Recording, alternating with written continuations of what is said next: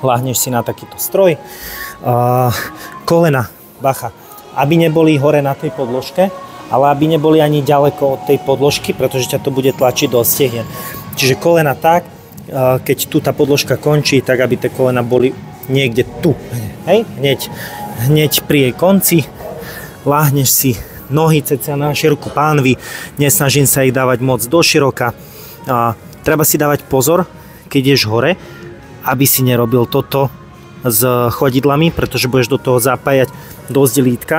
Čiže tie nohy mať v takej neutrálnej pozícii.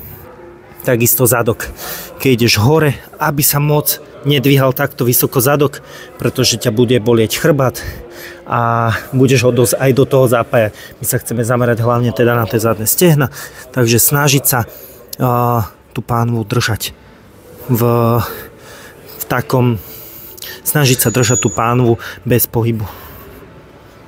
Alebo fakt, že len s minimálnym pohybom.